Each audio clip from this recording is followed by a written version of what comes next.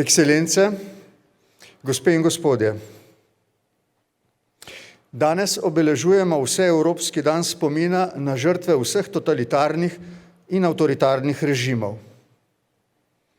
K njegovi razglasitvi je aprila leta 2009 pozval Evropski parlament v resoluciji o evropski zavesti in totalitarizmu.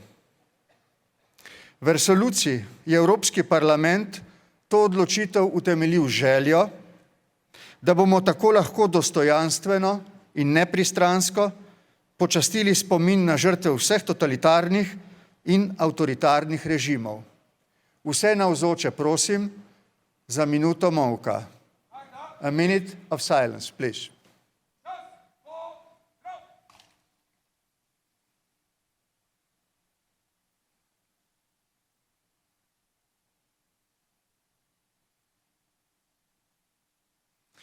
Hvala, thank you. Slovenci sodimo med tiste srednje in vzhodnoevropske narode, ki so jih v burnem 20. stoletju preizkušali vsi trije totalitarizmi, fašizem, nacizem in komunizem.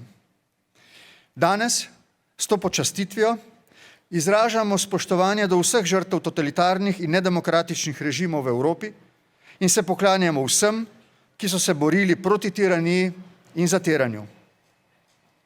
Obnavljamo svojo zavzetost miroljubni in uspešni Evropi, ki temelji na vrednotah, kot so spoštovanje človekovega dostojanstva, svoboda, demokracija, enakost, načela pravne države in spoštovanje človekovih pravic. Poudarjamo pomen ohranjanja spomina na preteklost, saj brez resnice in spomina ni sprave.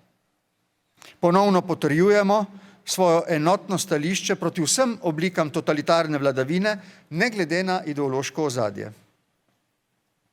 Danes s počastitvijo vnovič izjavljamo, da je evropsko združevanje kot model miru in sprave svobodna izbira narodov Evrope, da se zavežejo skupni prihodnosti in da je Evropska unija posebej odgovorna za spodbujanje in varovanje demokracije, spoštovanja človekovih pravic in načel pravne države, ne le v Evropski uniji, ampak tudi zunaj nje.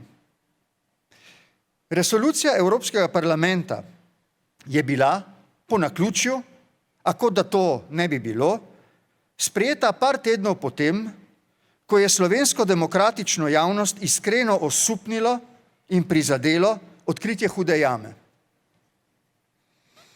Po mojem, seveda pristranskem občutku, se mi je takrat zdelo, da je bilo po demokratičnih spremembah in volitvah leta 1990 prvič, ko se je oblikovalo močno nacionalno soglasje, da mora naposled država glede tega ukrepati tako na stvarni kot na simbolni ravni. To je slabega pol leta kasneje omogočilo sprejem tako imenovane spravne zakonodaje, ki je bila vsebinsko po letu 2009 dopolnjena leta 2015 in je med drugim po skoraj 20 letih polemik določila postavitev spomenika vsem žrtvam vojn in z vojnami povezanih žrtev na območju Republike Slovenije s posvetilnim napisom spominske narave. Domovina je ena, nam vsem dodeljena in eno življenje in ena smrt. Oton Župančič. Danes obeležujemo dan spomina na žrtve vseh totalitarnih in avtoritarnih režimov ob 5. obletnici postavitve tega spomenika.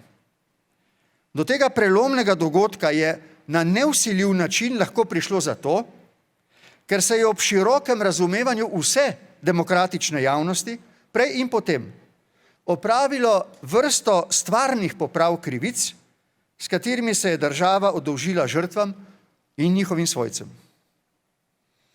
Spoštovani, za nikoli končanim iskanjem resnice, zadoščanju pravici, s kulturo spominjanja in spravo Evropska unija po združitvi Zahoda in Vzhoda ter Slovenija od demokratičnega prehoda in osamosvojitve naprej živita z nauki preteklosti, da bi spreminjali prihodnost v smeri občih evropskih demokratičnih vrednot. Kot je poudarjeno v že omenjeni resoluciji, je bilo evropsko združevanje sprva odgovor na trpljenje, ki sta ga povzročili 2 svetovni vojni in nacistična tiranija, ki je pripeljala do holokausta in širjenja totalitarnih in nedemokratičnih režimov v srednji in vzhodni Evropi. Bilo pa je tudi način preseganja globokih delitev in sovražnosti v Evropi s sodelovanjem, združevanjem, končanjem vojne in zagotavljanjem demokracije v Evropi. V tem smislu smo danes položili venec pred spomenik, ki ga bi za voljo vsega tega lahko imeli za obelisk miru, sprave in demokracije, in kjer uteho in moralno zadoščenje najdemo vsi, ki nam je do spomina na žrtve vseh vojen in vseh totalitarizmov. Hvaležen sem visokim predstavnikom največjih verskih skupnosti v Sloveniji, da so se mi pri tem pridružili. Prosim slovensko in evropsko javnost, da to sprejme kot znak njihovega iskrenega truda za medsebojno razumevanje in sodelovanje v prid skupne in strpne skupnosti, za kar sem jim kot predsednik republike odkrito hvaležen. Izražamo upanje, da bomo s svojimi odgovornimi, strpnimi in spoštljivimi ravnanji gradili demokratično skupnost, slovensko in evropsko, ter storili vse, kar je v naši moči, da bi bil naposled mir trajen in demokracija živa in živahna v naše skupno dobro in dobro naših otrok.